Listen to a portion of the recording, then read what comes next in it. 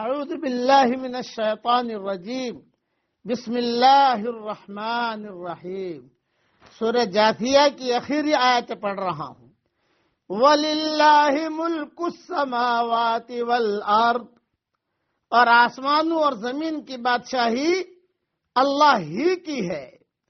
وَيَوْمَ تَقُومُ السَّاعَةُ يَوْمَئِذٍ يَخْسَرُ الْمُبْطِلُونَ، اور جس دن قیامت قائم ہوگی اس دن اہل باطل بڑے نقصان میں پڑیں گے. وَتَرَى كُلَّ أُمَّةٍ جَاثِيَةٍ، اور آپ دیکھیں گے کہ ہر امت گھٹنوں کے بل گری ہوئی ہوگی. كُلُّ أُمَّةٍ تُدْعَىٰ إِلَىٰ كِتَابِهَا، ہر گروہ اپنے نامہ اعمال کی طرف بلایا جائے گا.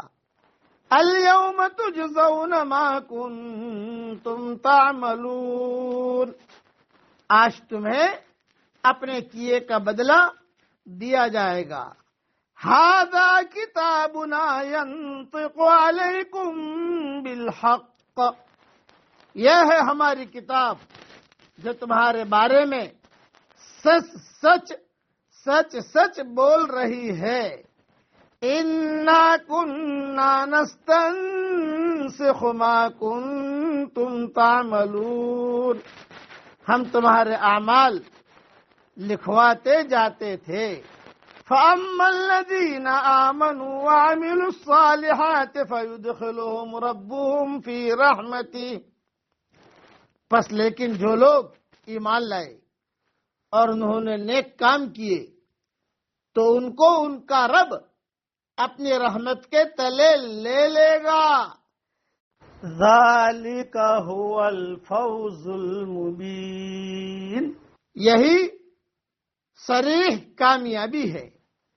مختصر تشریح سن لیجئے. یہاں کتاب سے مراد وہ رجسٹر ہے جس میں انسان کے تمام اعمال درج ہوں گے.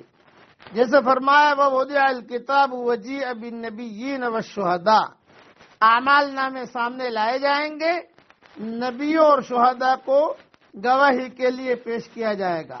یہ اعمال نامے انسانی زندگی کے ایسے مکمل ریکارڈ ہوں گے کہ جن میں کسی قسم کی کمی بیشی نہیں ہوگی. انسان ان کو دیکھ کر پکار اٹھائے گا، ما لهذا الكتاب لا يغادر صغيرة ولا كبيرة إلا أحصاها، یہ کیسا اعمال نامہ ہے جس نے چھوٹی بڑی چیز کسی کو بھی نہیں چھوڑا، سب کچھ ہی اس میں درج ہے. یہاں ایمان کے ساتھ عمل صالح کا ذکر بھی ہے. قرآن میں فرمایا فَأَمَّا الَّذِينَ آمَنُوا وَعَمِلُوا الصَّالِحَاتِ فَيُدْخِلُهُمْ رَبُّهُمْ فِي رَحْمَتِهِ، تو ایمان کے ساتھ اعمال صالحہ کا ذکر کر کے اس کی اہمیت واضح کر دی. اور عمل صالح وہ اعمال خیر ہیں جو سنت کے مطابق ادا کیے جائیں، نہ کہ ہر وہ عمل جسے انسان اپنے طور پر اچھا سمجھ لے، اسے نہایت اہتمام اور ذوق و شوق کے ساتھ کرے. جیسے بہت سی بدعات مذہبی حلقوں میں رائج ہیں اور جو ان حلقوں میں فرائض اور واجبات سے بھی زیادہ اہمیت رکھتی ہیں. اس لیے فرائض اور سنن کا ترک تو ان کے ہاں عام ہے، لیکن بدعات کا ایسا التزام ہے کہ اس میں کسی قسم کی کوتاہی کا تصور ہی نہیں. حالانکہ حضرت محمد صلی اللہ علیہ وسلم نے بدعات کو شر الامور، بدترین کام قرار دیا ہے. رحمت سے مراد یہاں جنت ہے، یعنی جنت میں داخل فرمائے گا.